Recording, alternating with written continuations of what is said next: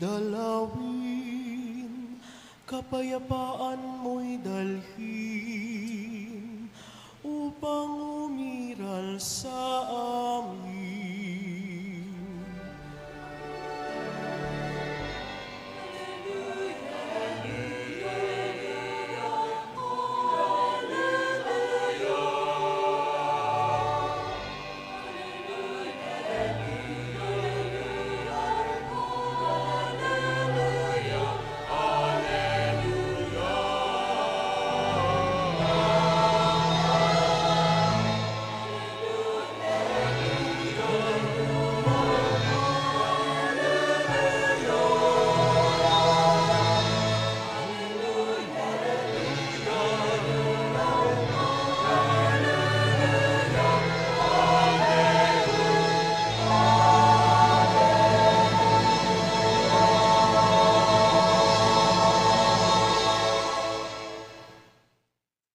Sumainyo ang Panginoon. At sumaiyo rin. Ang mabuting balita ng Panginoon ayon kay San Mateo. Papuri sa iyo, Panginoon.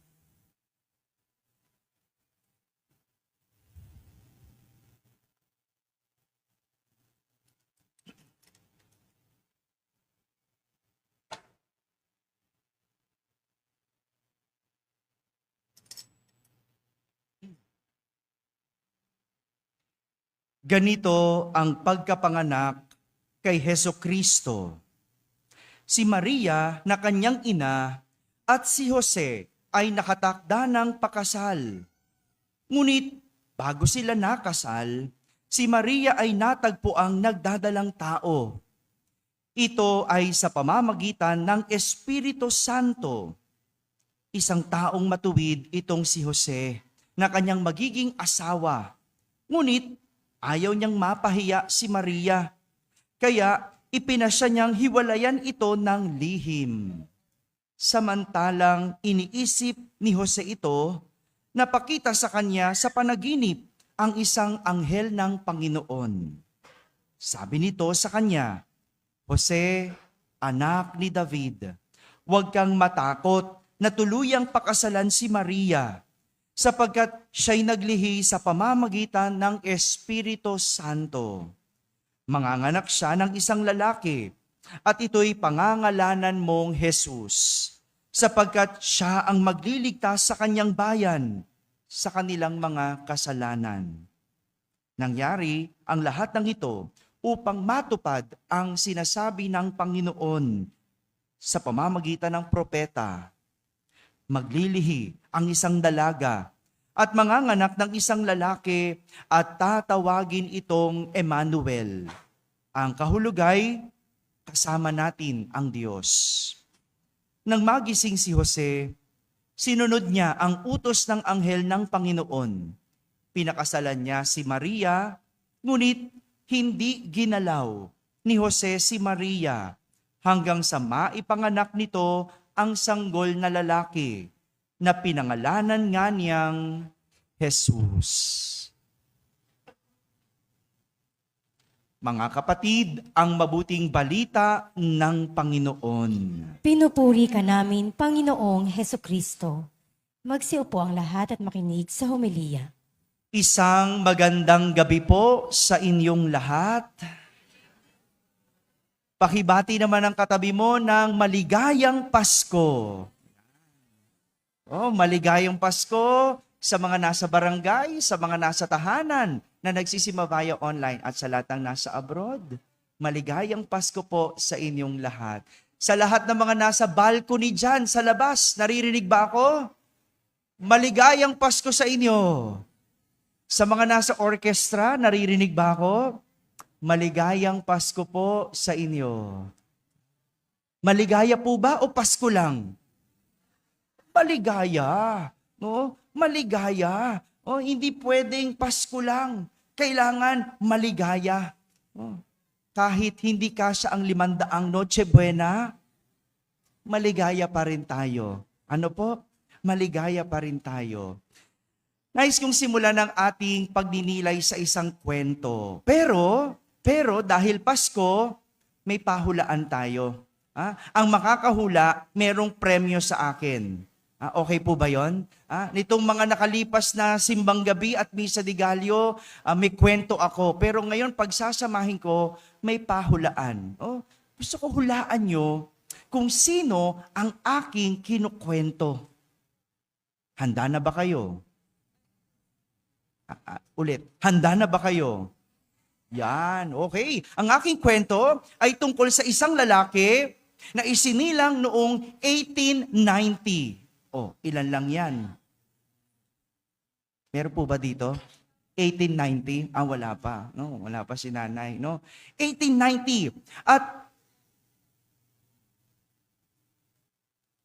6 na taong gulang pa lang siya nang maulila siya sa ama. Kaya naman, siya ang naiwan para mag-alaga at magluto para sa kanyang mga kapatid, habang ang kanyang ina ang naghahanap buhay. Nung siya ay nasa 7 baitang na, iniwan niya ang pag-aaral para magtrabaho sa isang bukid. Mahirap man ang buhay, pero siya'y lumaban. Sa edad na 16, pumasok siya sa army. Na makapagtapos, siya'y nagtrabaho sa isang ahensya na nagpapatakbo ng tren sa Amerika. Ilan lang yan, no? May clue na ako. Pero, hindi nagtagal, siya'y nasisante dahil sa pakikipag-away sa katrabaho. Habang siya'y nagtatrabaho noon sa ahensya ng tren, siya'y nag-aaral ng pag-aabogado. Ngunit, hindi niya natapos sapagkat nasangkot siya sa away. At dahil dito, nauwi siya sa pagbibenta ng insurance. No? Nung mga panahon na yun, uso ang insurance. At hindi pa din nagtagal sa trabahong pagbibenta ng insurance kasi natanggal siya dahil sa hindi pagsunod sa boss. Pero hindi siya sumuko. Noong 1920, siya ay nakapagtayo ng isang maliit na kumpanya ng barko. Pero hindi din nagtagal iyon. Kasi nagpalit ng negosyo. Natanggal siya. Nalugi ang negosyo at nagpalit siya. Tindahan naman ng mga ilaw ang kanyang pinasok. Pero hindi pa din nagtagal. Kasi natalo ang kanyang tindahan ng kalapit na tindahan na mas maganda ang mga ilaw na tinda. Kawawa naman yung lalaking ito. Tila wala sa kanya ang tadhana. Dahil hindi magtagumpay sa kanyang pinapasok na trabaho at negosyo, binalikan niya ang ginawa niya noong siya'y bata pa. Anong ginawa niya nung bata pa siya? Hello? Nagluto. Nagluto siya. At ang kanyang putahing piniritong manok ang naging popular sa kanyang niluto. Sinubukan niyang ibenta itong recipe niya na piniritong manok. No? At halos lahat ng kanyang lapitan, siya'y tinatanggihan. Alam niyo ba? Mahigit 1,000 beses siyang na-reject o hindi tinanggap. To be exact, 1,006 times siyang na-reject. At hindi tinanggap ang binibenta niyang recipe. No? Sa halip kasi na magtinda ng manok, ang binibenta niya yung recipe. Kung merong isang katangian, ang lalaking ito na kahahangaan, iyon ay ang hindi niya pagsuko. Kaya matapos ang 1,009 rejection, ang kanyang recipe ay nabili. Sa 1,010 times niyang pag-aalok. Kilala nyo na ba? May hula na ba kayo? Itong lalaki na ito ay pumanaw sa edad na 90 years old dahil sa sakit ng pneumonia. Pero nagkaroon siya ng 6,000 tindahan ng piniritong manok sa buong Amerika. At ngayon, humigit kumulang na 37,000 branches ng chicken restaurant sa buong mundo. Sino itong lalaki na ito? Hello. Taas kamay. Oh. Sino? Tayo. Sino? Si Colonel Harland David Sanders. Siya ang may-ari ng Kentucky Fried Chicken. O, lika rito, lapit ka rito. No? Hindi to sponsor ha, pero KFC, Bekenemen.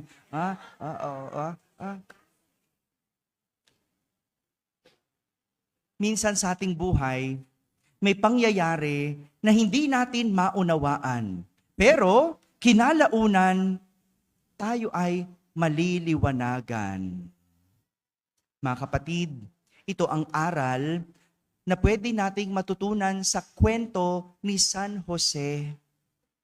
Hindi naunawaan ni San Jose kung bakit nabuntis ang kanyang mapapangasawa, ang kanyang pakakasalan. Dahilan para ito ay kanyang hiwalayan at hindi ituloy ang kanilang kasal. Bagamat nasasaktan at nahihirapan si San Jose, patuloy siyang lumaban, patuloy siyang naging bukas sa posibleng mangyari. Siguro, kung iba lang yon, talagang hindi na niya pinakasalan si Maria. Siguro, kung iba lang yon, inaway niya si Maria. Siguro, kung iba lang yon, sumuko na siya.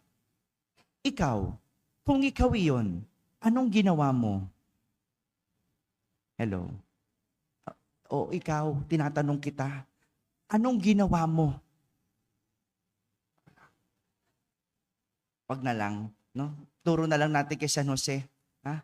Wala, no? Well, itong nangyari, kapag hindi natin alam kung bakit nangyayari ang nangyayari, di ba? Hindi natin alam kung ano ang dapat gawin. Pero si San Jose, naging bukas sa pwedeng mangyari. Itong nangyari kay San Jose, naging bukas siya. Hindi siya naging sarado sa mga posibilidad. Kaya nga si San Jose, binuksan ang kanyang mata at nang siya'y magising, tinuloy niya ang posibilidad na pakasalan si Maria. Siguro, ilan sa atin nakaranas ng katulad ng kay San Jose at kay Colonel Sanders. Hindi maunawaan kung bakit nangyari o nangyayari ang mga bagay-bagay. Meron ka bang hindi naintindihan kung bakit nangyayari sa'yo ang nangyayari ngayon? Hindi maunawaan kung bakit nagkasakit. Nagpapaka-healthy naman. Mabuti pa yung ibang naninigarilyo at may bisyo. Hindi mamatay-matay. No? Ba't ganun? No? No? Naisip ko rin yun eh. Alam nyo, nung na-opera ako sa aking vocal cord, no? No?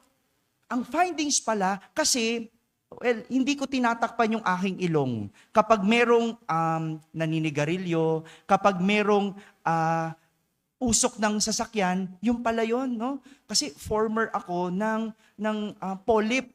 At yung polyp na yun, nabubuo kapag nakakaamoy ako ng sigarilyo, ng usok.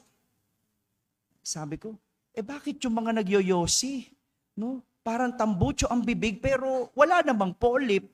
No? Hindi naman binubukol yung kanyang lalamunan o yung kanyang vocal cord. No? Napapaisip akong ganon. No? Yung pilit naman ako nagpapaka-healthy pero nagkasakit ako. Hindi ko maunawaan. Bakit kailangan mamatay ang mahal sa buhay? Kahit ang bait-bait. Ba't di na lang yung mga magnanakaw? Ano? Napaisip ba kayo doon? Kung sino pa yung nagtatrabaho ng tapat, kung sino pa yung lumalaban ng patas, sila pa yung hindi umaangat sa buhay. Napaisip ba kayo doon? Samantalang yung mga kurakot, sila pa ang may komportableng buhay. Hindi natin alam ang dahilan. At hindi man natin maunawaan, pero tandaan, kung magpapatuloy at hindi susuko sa laban, dadating ang araw, ang lahat ay maliliwanagan. Tandaan mo yan. Mga kapatid, itong dahilan kung bakit si San Jose tinuloy ang laban. Kasi hindi man niya nauunawaan, pero siya'y may pananampalataya sa Diyos. Pwede naman sana, no? Wala na lang hirap. Pwede naman sana wala na lang sakit. Pwede naman sana hindi na lang nalugi. Hindi na lang natanggal sa trabaho. Hindi na lang namatay. O hindi na lang naghiwalay. Pwede naman sana. Pero hindi pwede eh. Hindi pwede. Bakit? Kasi yun ang natatangi sa iyong kwento. Katulad na lang ni San Jose, hindi pwedeng walang hirap. Hindi pwedeng hindi mabuntis si Maria nang hindi niya ginagalaw. Hindi pwedeng ganun na ang naging kwento. Hindi pwede. Bakit? Kasi sabi nga ng Ebanghelyo, nangyari lahat ng ito upang matupad ang sinasabi ng Panginoon sa mga propeta. Ayun. Yung mga bagay na hindi natin nauunawaan, nakatakdang mangyari. Yung mga bagay na hindi natin naliliwanagan o hindi tayo maliwanagan, kasama sa kwento. Parte ng ating kwento. At yan ang natatangi sa ating kwento. Kung hindi ka naghirap, kung hindi ka namatayan, kung hindi kayo naghiwalay, kung hindi ka nalugi, kung hindi ka nawalan ng trabaho, malamang hindi yan ang iyong kwento ngayon. Hindi ka kung sino ngayon. Nisip ko nga nun kung hindi kami naghiwalay ng ex-girlfriend ko, malamang hindi ako pari ngayon. Tama? Pero noon iiyak-iyak ako, ba't ba ganun?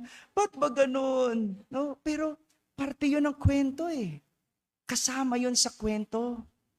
Kaya kung ano man ang pinagdadaanan mo ngayon, malabo man ang lahat, hindi mo man maunawaan ang paanyaya, hindi pa tapos ang kwento.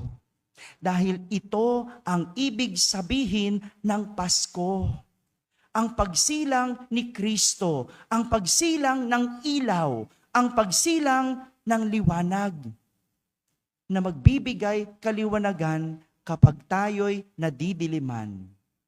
Ang magsisilbing ilaw kapag tayo ay nalalabuan. At sa huli, hindi tayo hahayaan ng Diyos na nasa kadiliman. Ito yung maganda.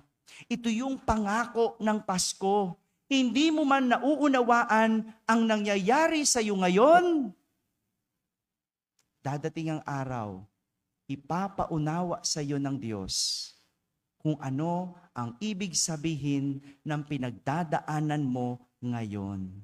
Huwag ka mainip. Father, ang tagal naman. Aba, nagsisimula pa lang. Huwag kang mainip. Malay mo, nasa kalagitnaan na. Huwag kang sumuko. Malay mo, bukas na ang sagot. Tuloy lang ang laban. Kasi ang pangako ng Diyos, ikaw ay maliliwanagan.